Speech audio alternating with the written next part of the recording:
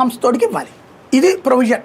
అప్పుడు వ్యాపారం ఈ 15,000 వెళ్ళినాయా, అంతకంటే ఎక్కువ వెళ్ళినాయి, అంతకంటే తక్కువ వెళ్ళినాయి, ఎక్కువ వెళ్ళవు, అంతే వెళ్ళాలి.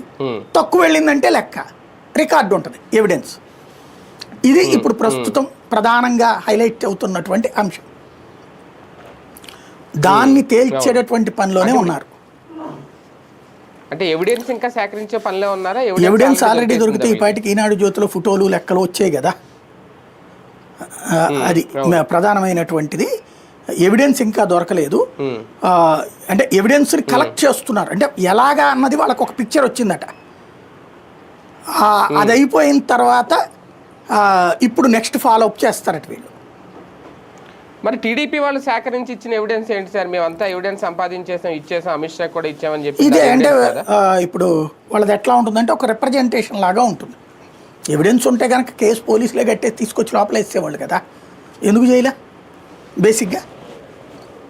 ఇప్పుడు అక్కడ నేను ఇంతకుముందు కూడా చెప్పినట్టు కేజ్రీవాల్తో కంపేర్ చేసి చూపెట్టారు. కేజ్రీవాల్ ఏం చేశాడు? ప్రభుత్వ మద్యం దుకాణాన్ని ప్రైవేట్ మద్యం దుకాణంగా మార్చాడు. అందువల్ల కుంభకోణం అంటారు. ఇక్కడ ఆ పని చేసిన తెలుగుదేశం ప్రభుత్వం.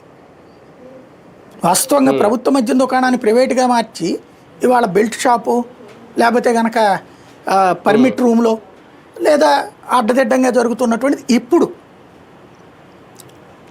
గవర్నమెంట్లోకి వస్తే ఎట్లా తినాలి అంటే డిస్టిలరీస్ నుంచి తినాలి, లేదా వీళ్ళు పత్రికల్లో రాసినట్టు ఇలాగ ఇందాక మనం చెప్పుకున్నట్టుగా 25,000 రూపాయలు రావాల్సి ఉంటే 15,000 రూపాయలు గవర్నమెంట్కి వేయాల్సి ఉంటే 10,000 వేసి 5,000 తినాలి.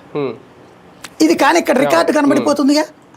15,000 రూపాయలు ఇట్లా 10,000 రూపాయల మందు మాకు తెచ్చిచ్చారు, మేము 25,000 రూపాయలకి అమ్మాం అనేది రికార్డు కనబడుతుంది కదా. ఆ రికార్డు తెలియకుండా మేనేజ్ చేశారంటే అది గ్రౌండ్ లెవెల్లో షాపుల నుంచి వాళ్ళందరూ విట్నెస్ తీసుకోవాలి. ఇప్పుడు